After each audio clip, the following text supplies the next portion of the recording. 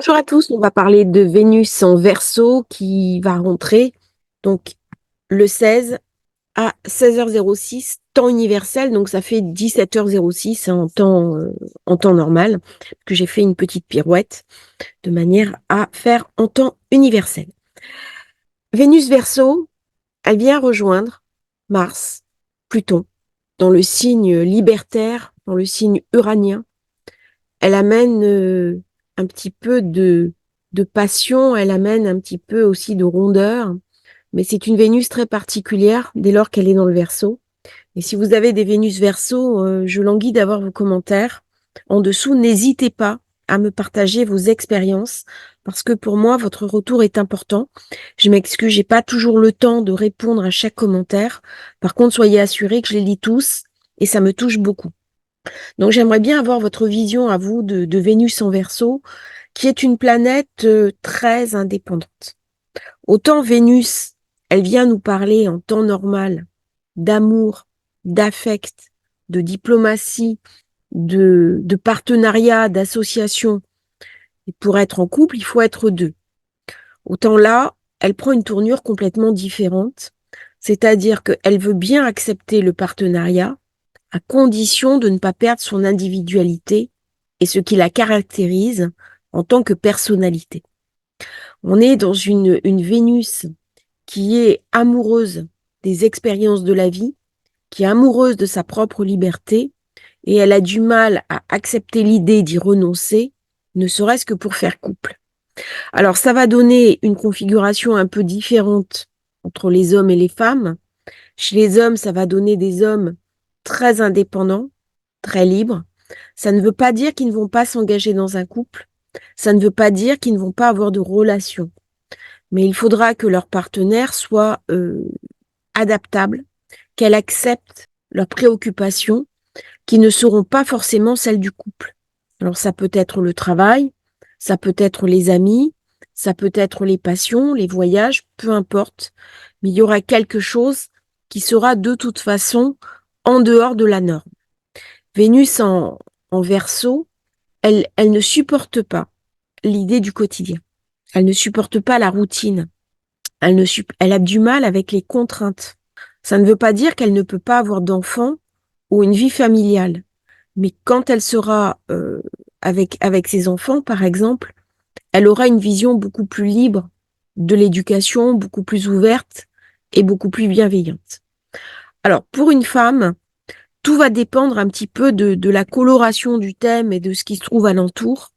Mais ça peut très bien être une femme qui rentre dans du polyamour, qui n'arrive pas à coller à des injonctions traditionnelles et qui se retrouve en difficulté par rapport à ce qui lui est demandé au plan de la société. Donc ça va créer un gros décalage. Ça va créer un gros décalage avec ses proches, voire même avec son ou ses compagnons, parce que la place, entre guillemets, traditionnelle, ou les choses qui sont attendues de la femme, bien que ça tend à changer de plus en plus, surtout avec les nouvelles générations, eh bien, pour elle, c'est difficile. Alors, l'exemple type de cette Vénus en Verseau, c'est l'impératrice Sissi, qu'on nous montre comme une icône romantique.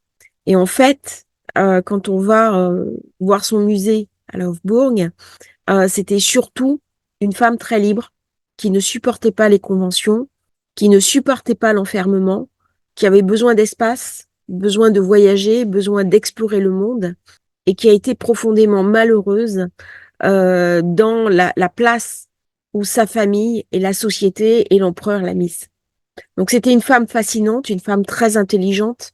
C'est vrai que Vénus en Verseau, aussi bien les hommes que les femmes, sont des personnalités intelligentes, curieuses, qui s'intéressent à tout, parce qu'il y a un côté, la curiosité intellectuelle fait partie de la découverte du monde, et ce sont surtout des Vénus qui ne peuvent pas se contenter d'explorer leur propre univers. Elles ont besoin de dépasser le cadre. Elles ont besoin d'aller voir ailleurs ce qui s'y passe. Alors, ce sont des personnalités, hein, aussi bien hommes que femmes, qui ont quelque part du mal avec l'attachement. Ça ne veut pas dire qu'ils ne vont pas rentrer en couple, mais ils n'auront pas du tout le même type d'attachement qu'une Vénus en Cancer, par exemple, Ça va être des personnalités qui auront besoin, de toute façon, de garder un espace de liberté et une tolérance de la part de leur compagnon ou de leur compagne. Alors, ça va faire des partenaires qui seront votre meilleur ami ou votre meilleur support. Ce sont des personnalités qui sont capables d'engagement sur du long terme. Uranus étant une planète qui est une transsaturnienne, mais cet engagement ne doit pas les priver d'expérience sur du court terme. Et là, bien sûr, il y a la question de la fidélité. La Vénus en Verseau, c'est pas forcément, sauf configuration différente au plan du thème, la plus fidèle, au moins mentalement.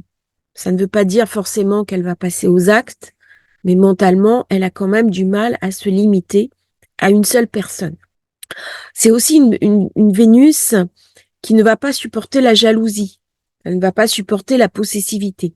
C'est-à-dire que si on fait une crise avec elle, comme quoi, parce que je t'aime, tu m'appartiens, Vénus en Verseau, elle va partir en courant. C'est aussi valable pour la Lune. Lune en Verseau, surtout pour les femmes, ça va donner des femmes très indépendantes, très autonomes, qui ne supportent pas la jalousie. Vénus en Verseau, c'est un peu pareil. C'est-à-dire que la possessivité, la dépendance affective, la jalousie, bon, mis à part configuration particulière dans le thème, ne fait pas partie de leur registre de valeurs. Ce sont des sentiments qu'elles ne comprennent pas. Elles ne comprennent pas comment les autres peuvent fonctionner ainsi. C'est-à-dire que pour elles, aimer, c'est être libre, et aimer, c'est laisser l'autre libre, y compris le laisser libre de nous quitter.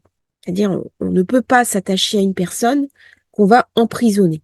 Vénus en Verseau, elle conjugue quelque chose de particulier qui est une vision du couple très ouverte, euh, qui va à l'encontre des schémas habituels, je l'ai déjà dit, mais où il y a un très grand respect pour l'individualité de l'autre.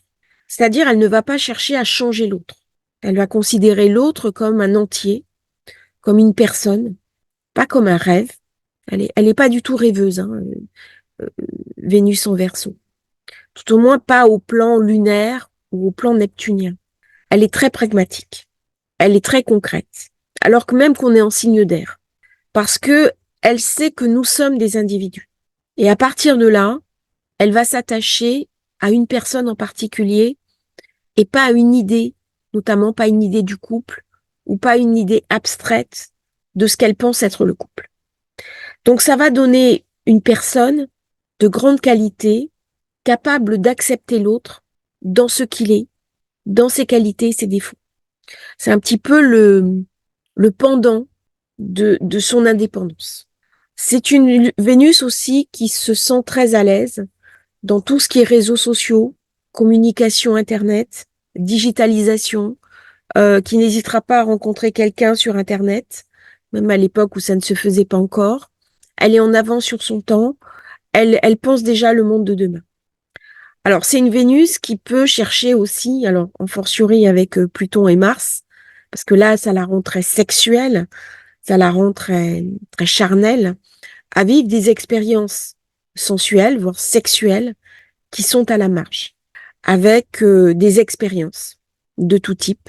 Alors, ça peut être du tantrisme, mais ça peut être des choses un peu plus sulfureuses, un peu plus mentales, un peu plus théâtralisées, et elle n'hésitera pas à avoir beaucoup d'imagination dans sa relation érotique, ce qui peut venir parfois heurter la sensibilité de l'autre, de son partenaire ou sa partenaire, qui aura une vision plus classique de la sexualité. Donc elle va chercher une forme de transgression, là aussi, pour vivre des sensations. C'est une Vénus qui a vraiment besoin de sensations fortes. Dans ses passions, c'est pareil. Elle va aimer l'aviation, par exemple, mais pas pour prendre l'avion, pour le conduire. Elle va aimer les sports extrêmes, l'intensité, le parachutisme, le deltaplane. Elle va aimer ce qui va faire monter son adrénaline. Elle est très attachée à des choses très intenses qui peuvent être assez physiques. Ce qui est bizarre d'ailleurs parce que le Verseau, c'est un signe d'air, Mais j'ai remarqué avec Uranus, qui est la foudre, eh bien, ça donne une tonalité très intense aux recherches d'expérience. On la retrouve aussi chez les joueurs de tennis. Des grands champions de tennis ont souvent un marquage assez fort Uranus. Uranus Verseau. Alors, c'est une Vénus qui est très intéressante, qui est passionnante, qui peut sembler aussi instable parce que à certains moments, elle peut changer d'avis facilement chez certaines personnes parce que autant elle va tout donner d'un coup, autant elle peut tout reprendre d'un coup aussi. Il y a des domaines où elle n'acceptera pas d'aller et elle va être obligée de négocier. C'est-à-dire que c'est pas pour autant que c'est une Vénus court terme. Elle est tout à fait capable d'engagement. N'oublions pas qu'il y a Saturne qui domine aussi le Verseau. Et donc, elle a besoin de quelque chose qui va durer dans le temps. Elle a besoin de quelque chose qui s'inscrit dans la concrétude. C'est un petit peu celui qui part régulièrement, mais quand il revient, il a besoin d'avoir quelqu'un qui l'attend. Il y a besoin d'être rassuré par rapport à ça. Il y a aussi besoin d'une forme de stabilité. Alors, c'est une Vénus qui s'inscrit, puisque le Verseau, c'est cette double articulation de l'espace et du temps. Et là, on va toucher du doigt tous les nouveaux comportements, comme les polyamoureux, qui sont des personnes amoureuses de plusieurs personnes. Alors, on retrouve ça aussi dans le Gémeaux, un peu moins dans la Balance, mais dans les deux signes d'air, Gémeaux, Verseau, on retrouve ces personnes polyamoureuses qui en fait sont fidèles sur le trio, sur le duo ou sur le quatuor. C'est-à-dire qu'elles vont conjuguer l'amour au multiple et non pas à l'unique. Alors ce sont les nouvelles manières d'aimer qui peuvent un peu surprendre les aînés, mais qui ont vraiment la cote sur les nouvelles générations. C'est aussi tout ce qui est rencontre sur les réseaux sociaux, les sites de rencontres, et l'ouverture à rencontrer quelqu'un hors des sentiers battus. C'est aussi une Vénus qui peut rencontrer une personne qui est en dehors de son cadre, en dehors de sa culture, en dehors de son milieu, qui peut amener une personne totalement différente, soit vers le haut, soit vers le bas. Je m'explique. Une jeune femme très haute bourgeoisie, famille qui a beaucoup d'argent, et qui va sortir avec quelqu'un qui est quasiment analphabète ou qui n'est pas du tout du même sérail. Ou alors je vais faire une vérification. Non, ça marche pas. Je pensais à une personnalité en particulier, mais elle a Vénus en Poisson. On en parlera quand on arrivera à Vénus en Poisson. Ou une personne qui va prendre un compagnon ou une compagne, mais alors qui a rien à voir. Rien à voir avec ce qu'on attendait d'elle. Ou alors l'inverse. C'est-à-dire une personne qui va sortir d'un milieu relativement simple, où il y a peu de mentalisation, et qui va sortir avec une personne très en vue, très connue. Il y a comme ça un décalage. Vénus, elle refuse de se faire attribuer par les autres ce qu'elle est. C'est-à-dire qu'il y a un certain nombre de cas où ce sont les autres qui nous définissent y compris dans nos inclinations. C'est-à-dire, on te verrait bien avec un tel. Tiens, je vais te présenter un tel. Bah, cette Vénus-là, elle ne supportera pas ça. Rien que dans l'idée. C'est-à-dire, il suffit qu'on lui dise, je vais te présenter quelqu'un qui peut te correspondre, elle va fuir. Parce que elle a besoin de contrôler sa liberté. C'est quand même une Vénus qui est dans le contrôle. Et ce qu'elle contrôle, c'est sa destinée, c'est sa liberté. Et c'est là où on retrouve Saturne. Saturne du Verseau, c'est pas le contrôle du Capricorne. C'est un contrôle qui est beaucoup plus subtil. C'est-à-dire qu'elle considère qu'elle se connaît suffisamment, qu'elle sait pertinemment ses besoins, y compris ses besoins intimes, ses besoins sexuels, que les autres ne sont pas au courant de sa propre intimité. C'est pas une Vénus qui va forcément raconter facilement son intimité. Elle pourra être très fantasque dans ses comportements érotiques, mais par contre, elle va assez peu se raconter. Elle va être relativement discrète parce qu'elle peut avoir peur du jugement des autres. Les autres peuvent aussi la considérer avec un regard un peu mauvais parce que sa liberté dérange. Et donc, elle peut vite être taxée, entre guillemets, de personnes de mauvaise vie, de personnes de briseuses de couple ou de ménage, ce qui est rarement le cas. La présence de Saturne lui donne une grande éthique. C'est pas elle qui va faire des coups en douce. Uranus, c'est la foudre, qui fait les choses en face, mais elle peut se retrouver, bien malgré elle, emportée dans des histoires où elle va se retrouver prise dans l'imaginaire érotique des autres. Et du coup, se récupérer une mauvaise image. Quand je parlais d'un mariage hors de son milieu, euh, j'avais oublié que Kate, la princesse de Galles, a Vénus en Verseau. Voilà, c'est un exemple. C'est une roturière et c'est la première fois qu'une roturière épousait l'héritier du trône. Donc ça montre un petit peu ce décalage. C'est des Vénus qui sont très créatives, des Vénus capables de voir l'avenir et de penser au futur, un plan, une logique, une compréhension. Je pense à deux personnes en particulier, Jeff Bezos, qui est le fondateur de Amazon, qui a perdu de l'argent pendant très longtemps et qui croyait profondément à ce qu'il faisait. Eh bien, Vénus en Verseau lui a montré un petit peu la direction. Hein. Et il y a un autre euh, mathématicien très célèbre, c'est bien sûr Isaac Newton, qui avait Vénus en Verseau. Donc là, il y a quelque chose qui m'est montré, il y a quelque chose de puissant, parce que Vénus et Verseau, elle est très puissante. Elle amène beaucoup de tonalité uranienne à un thème, pour peu qu'elle soit mise en valeur dans le thème. Donc c'est une position très intéressante. C'est une position qui vient me parler aussi de mise en lumière. Si j'ai l'espace et le temps, j'ai forcément la lumière. Donc Uranus, qui dirige la foudre, il ramène de la lumière. Et là, personne, par exemple, Vénus en Verseau, qui sont dans la lumière, c'est Oprah Winfrey, Bruce Willis. Ce sont des personnes, Paris Hilton, qui sont sur le devant de la scène. Et ça montre bien ce côté fascinant de cette alliance entre ces deux planètes où il y a quelque chose d'une puissance. Il y a beaucoup de charisme qui est amené par Vénus en Verseau. Alors si vous-même vous avez Vénus en Verseau, essayez de vraiment de travailler sur votre charisme parce qu'il y a beaucoup de puissance et votre manière d'être simplement peut complètement fasciner les autres et peut vous aider dans votre quotidien.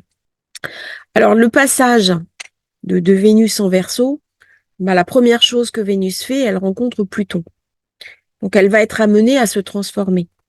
Elle est passée de Vénus Capricorne, qui est une Vénus qui est essentiellement dans la stabilité, dans quelque chose que je vais construire, dans une forme de Vénus sociale, d'élévation.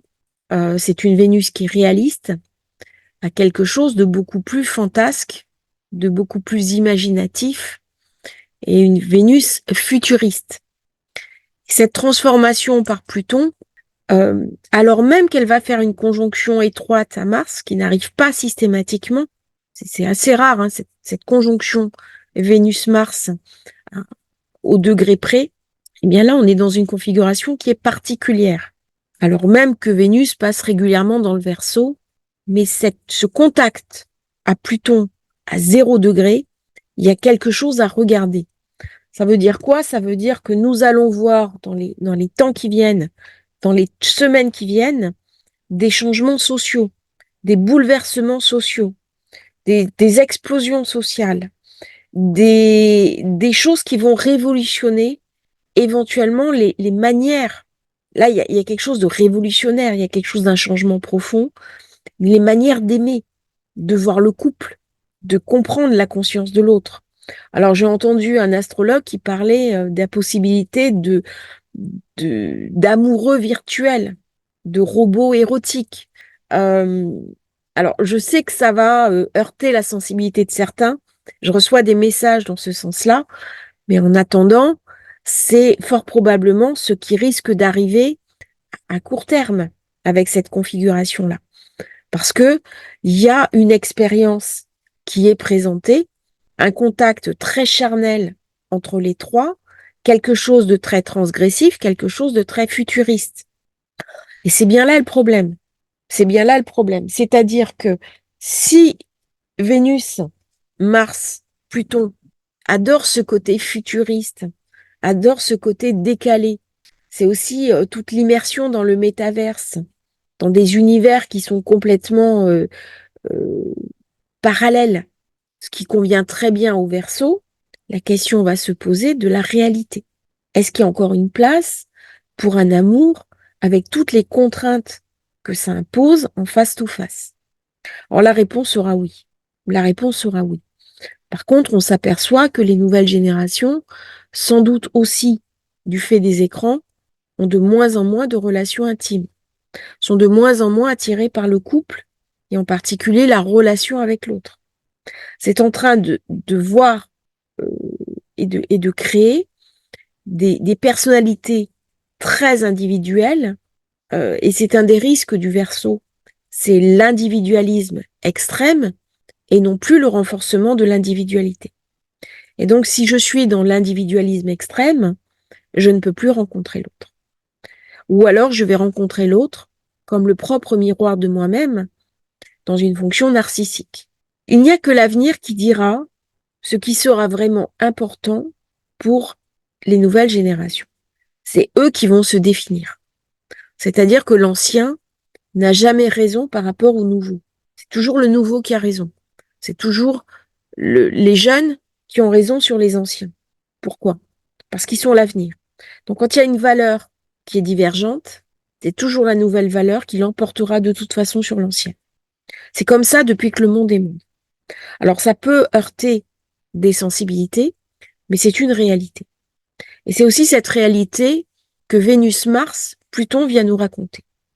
Ça vient aussi nous raconter la modification de la chair par les nouvelles technologies.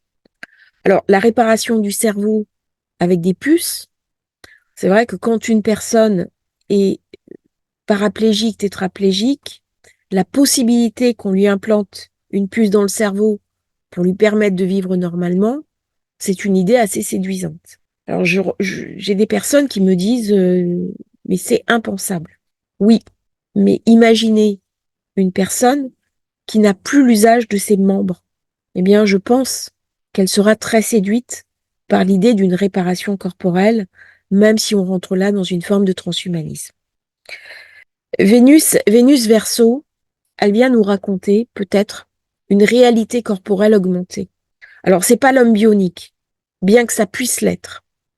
Mais par contre, si mon corps est vraiment dégradé, eh bien, peut-être qu'une réparation au plus profond de ma structure peut améliorer considérablement la qualité de ma vie.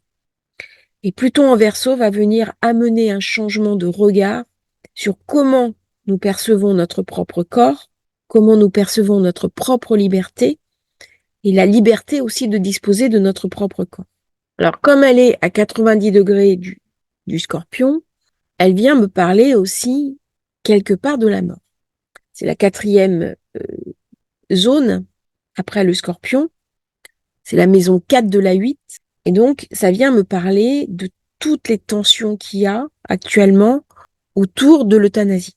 C'est un projet.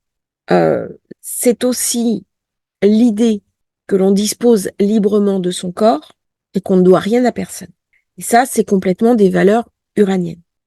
Ça s'oppose complètement à l'idée du poisson, de la religion, où je me dois à Dieu. Et là, il y a une confrontation entre deux structures, hein, deux idées. Lorsque le pape est venu en France, il a supplié le président de la République d'arrêter son projet sur l'euthanasie. Or, l'idée de l'euthanasie est largement plébiscitée en France, au niveau de la population.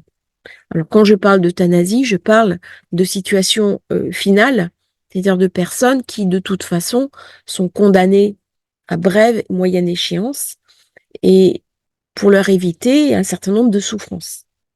Ça, Vénus en Verseau, à mon avis, avec Pluton, ça va relancer le débat. Ça va relancer ce débat, qui ne peut pas être confisqué par le religieux. Je pense que là, il y a une conscience uranienne qui va monter, où les personnes vont refuser de s'incliner devant le religieux, qui a été remis à sa place pendant la Révolution française. Or, ce que nous voyons, c'est un impact de l'Église sur le politique en France, mais à l'époque, on avait déjà remis le religieux à sa place. Pluton en Verseau. Là, je pense qu'on va faire pareil. Il va y avoir une montée en puissance, une volonté de se désidentifier des préceptes de l'Église. Et ça va être vraiment Vénus, Mars, Pluton, Verseau. Alors ça va peut-être pas se faire dès l'entrée de Vénus, mais dans les semaines qui viennent, dans les mois qui viennent, je pense qu'il y a des lignes qui vont bouger.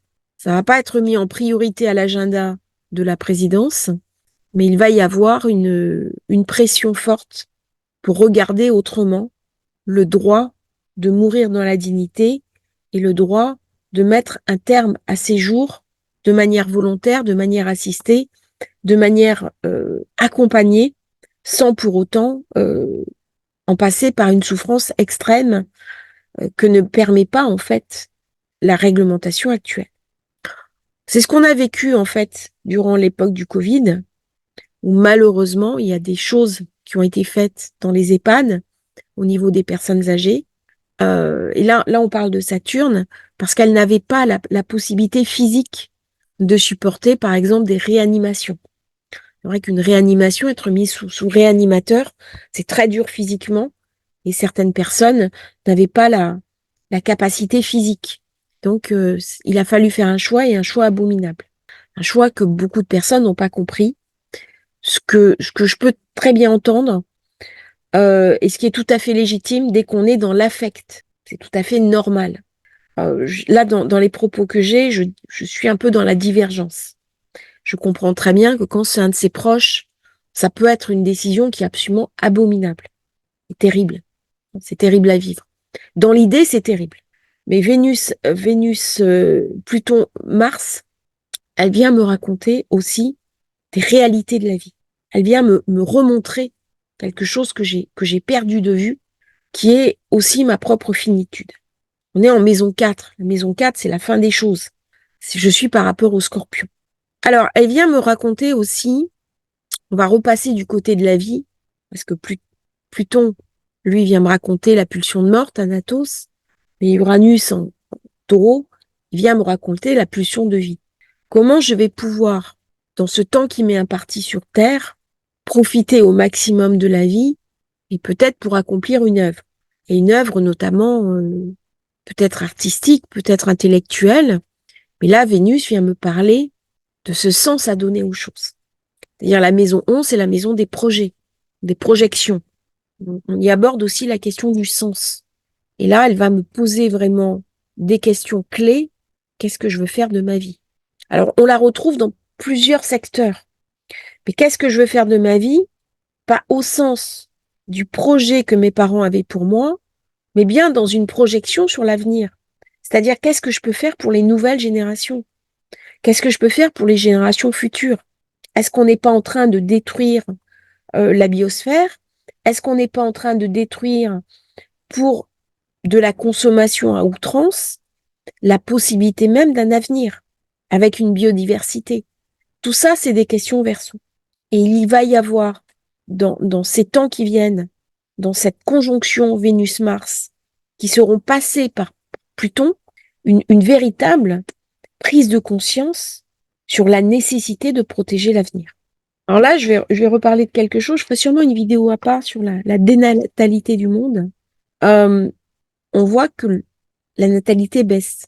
Alors j'en ai parlé, il y a une personne qui m'a dit c'est à cause des ondes du portable. Je remercie cette personne d'avoir fait cette remarque, mais la question elle est pas organique. Elle est pas organique. Elle est sur le désir d'avoir ou non des enfants. Donc là, ça passe par autre chose. Les nouvelles générations n'ont presque plus d'enfants. Il y a toute la génération est plutôt en balance qui ont très peu d'enfants. Ça ne fait pas partie de leur projet. Pourquoi?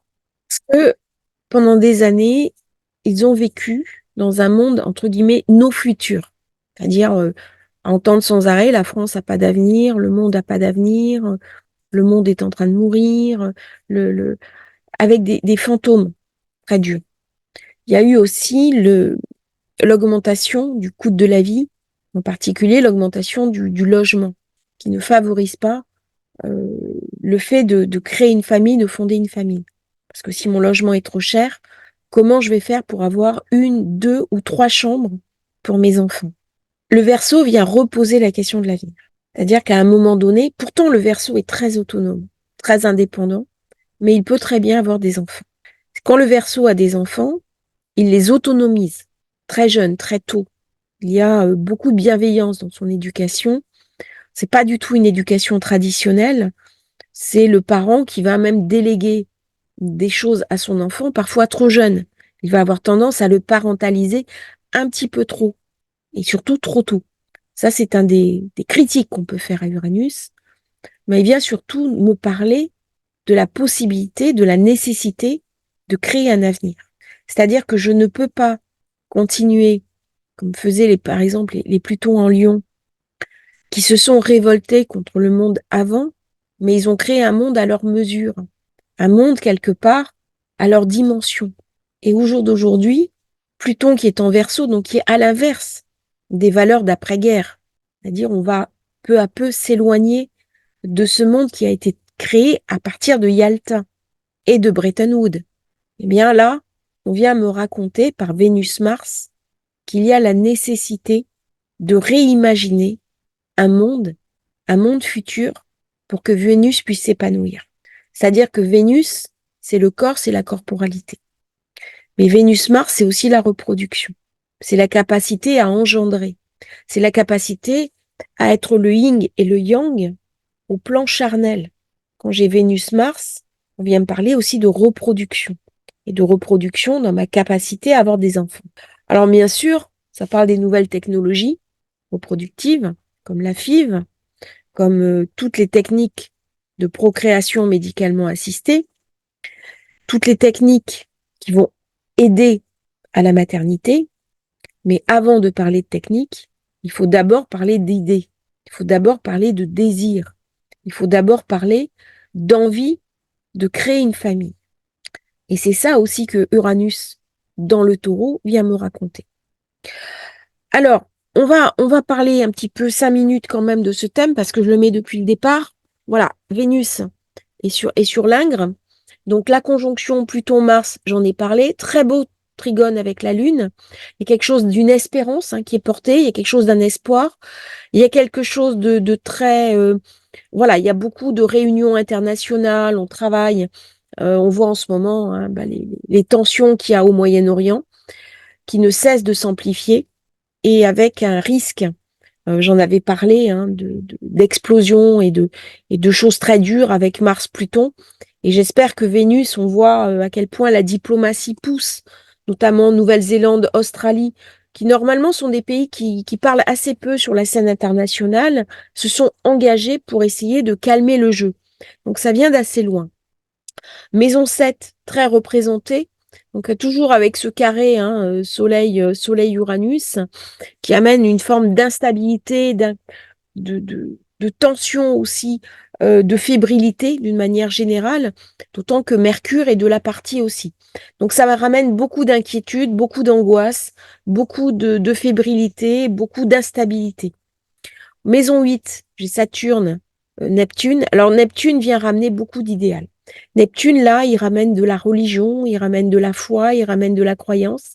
On voit qu'il y a beaucoup de prières autour du monde, beaucoup, beaucoup de prières. Et donc, c'est une configuration où, pour moi, dans ces positions-là, même si Vénus-Mars ramène un équilibre, n'oublions pas qu'il y a le nœud nord qui est en bélier conjoint à Chiron et que j'ai le nœud sud en balance. Donc, j'aurai, dans l'idéal, capacité de faire la paix, puisque c'est ce qu'on me demande. C'est nœud nord Chiron est en maison 9. Donc, Jupiter, la maison des grandes instances internationales, la maison de la réflexion. En fin de compte, j'ai Jupiter qui est très bien aspecté avec Saturne, ça c'est magnifique. Ça pourrait faire la paix. Ça pourrait. Et malheureusement, ça fait un carré. Pluton Mars, Vénus. Donc j'ai l'impression que la paix, elle est encore pas pour demain. On continue dans un événement guerrier. Le nœud nord en bélier, il est bien installé dans le bélier et ça devient presque une blessure. On voit comment les peuples sont blessés, comme quoi il y a quelque chose de lourd, il y a quelque chose de dur.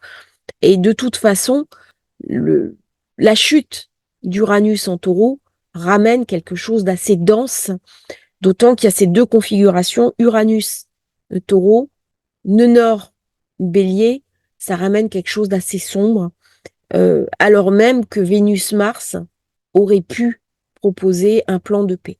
Mais là, dans ce contexte-là, j'y crois pas vraiment.